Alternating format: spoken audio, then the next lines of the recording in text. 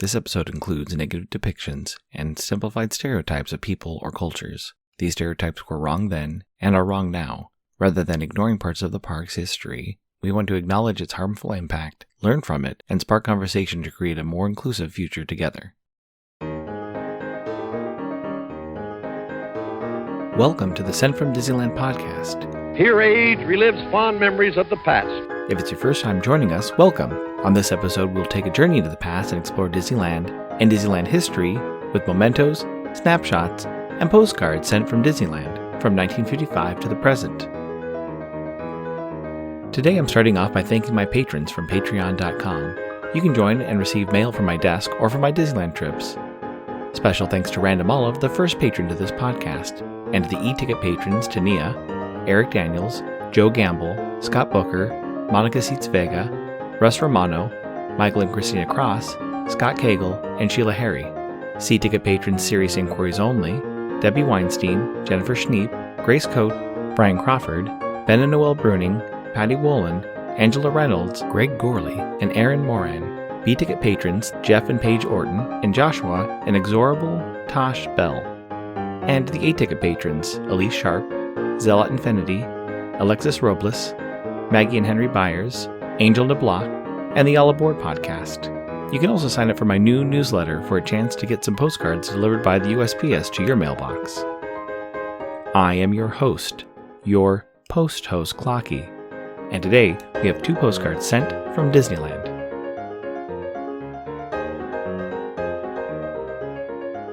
The front of our first postcard has a haunted mansion at night. You can see the moon in the upper right-hand corner, and some Tom Sawyer Island rafts, and a keelboat sitting on the rivers of America.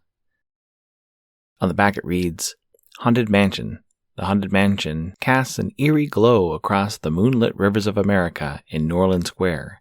Inside the mansion, 999 happy ghouls and goblins are dying to meet Disneyland guests. It's postmarked August 3, 1971, with an always-used zip code U.S. Postal Service cancel and a 6-cent Eisenhower postage stamp, Scott number 1393. I assume they visit the park on Sunday, August 1, 1971, when park hours were from 8 a.m. to 1 a.m. The weather was a high of 90 and a low of 67. It's addressed to Mr. Richard Berry of San Rafael, California. It reads, 8-2. Hi. Boy, yesterday was the hottest. Almost 100 degrees. It never cooled all night. Had a hard time sleeping. Kevin screamed and hollered until after 2 a.m. Think Jan wants me to stay, so go ahead and give away my ticket. Maybe Ray could use it, for his wife or daughter. They would never get to go during the regular season. Harry always gets the other ticket. Today, we are sewing. Jerry has the car. Calling Joe B. this morning. We are going to try to get together before I go home. Love, Judy. Need Lenore and Giovanni's address. On a recent trip to the park, I was able to see the original pet cemetery next to the Haunted Mansion. I could see one of the tombs easily from Fowler's Harbor and from the top deck of the Mark Twain. Back in episode 115, Sent from the Pet Cemetery, I mentioned the original and the newer pet cemetery added in the 1990s. Looking at the construction of the new Haunted Mansion queue, the wall of the newer pet cemetery is still there, but all the gravestones and markers have been removed. Hopefully they'll be replaced after the construction is completed. The Haunted Mansion does have a majority of the final resting grounds in Disneyland. Aside from the 2 pet cemeteries, there are headstones and a mausoleum wall in the queue. The next cemetery guest encounter is just after leaving the attic scene and seeing the caretaker on the attraction. At the end of the attraction, there's a crypt that guests walk out of. This could be considered part of the attraction cemetery. I'll be curious to see the changes once the new queue is complete. Great news, Enfield Post is back up on Etsy. Grabbing some vintage stamps is a great way to plus your mail, whether you're trying to match the color of your postcard or envelope, or adding a themed stamp to the back of your mail. Be sure to check out Enfield Post. You can head over to enfieldpost.com and explore all the different vintage stamps you can use on your next card or letter. That's ENFIELD POST on Instagram and EnfieldPost.com for your wedding and vintage postage needs. Enfield Post is the official postage stamp sponsor of the Sent from Disneyland podcast.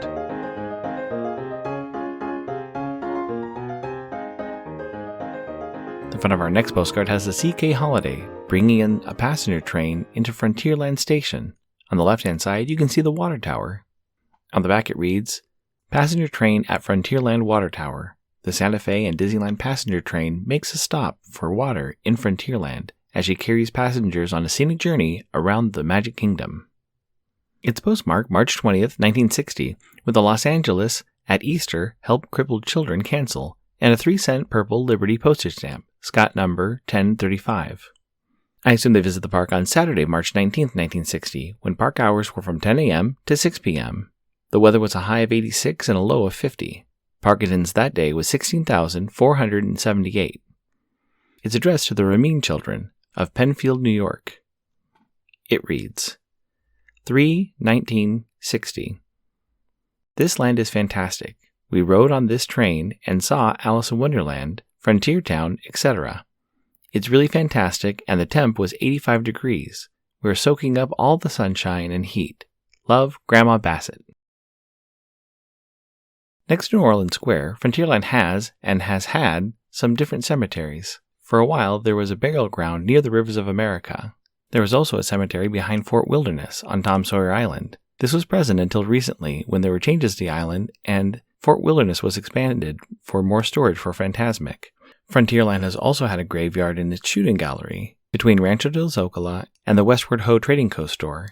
The targets nearest the guests are all part of the Boot Hill Cemetery and include targets on tombstones, coffins, and even a gravedigger's shovel.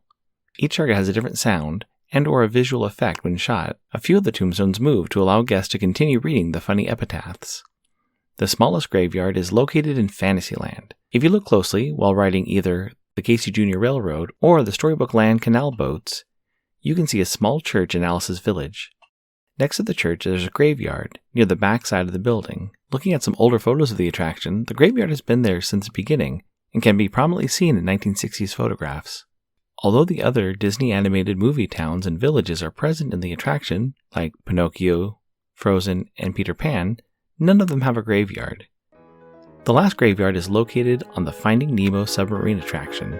During the underwater search for Nemo, submarines pass the sunken ships or a ship graveyard. This incoming postcard is sponsored by the Art Throwdown. Art Throwdown, or ATD, is an online craft hour on Instagram, starting at 9 p.m. Eastern, 6 Pacific. Be sure to check out Monday's ATD, which is usually hosted by paper artist Russ Romano. I've seen many amazing art projects, learned about awesome postmarks, postage stamp history, and a lot more on different episodes. It's great to stop in for an hour to watch someone craft or design something unique. Each host brings something a little different to each show. I'll list some of the regular hosts, or you can follow Russ Romano 2021 on Instagram.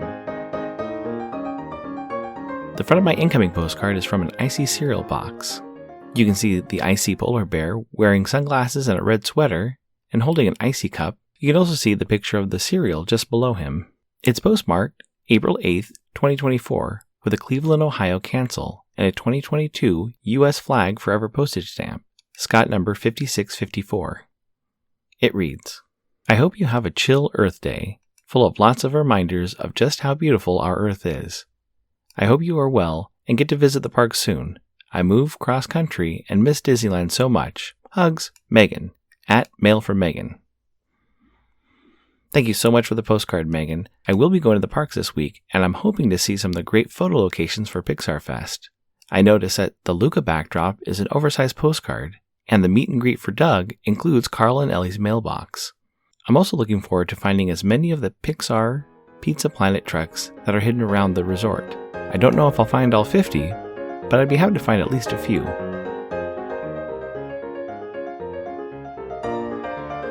Thanks for listening to Sent from Disneyland. If you enjoyed this podcast, please subscribe and tell your friends.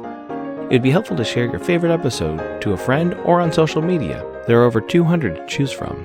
It would also help to leave a 5-star rating and comment at whatever podcast platform you use. If you'd like to support the show financially, please check out our Patreon page at patreon.com/SentFromDisneyland. You can find me on Instagram and Facebook at Sent From Disneyland, or on Twitter at Sent From Disney. For questions and comments, send me a postcard addressed to Sent From Disneyland, P.O. Box 44, Hood, California, 95639. This podcast is not affiliated with Disney, the United States Postal Service, or any post office or Disney properties. Opinions expressed on this podcast belong to its host and guests of the Sent From Disneyland podcast.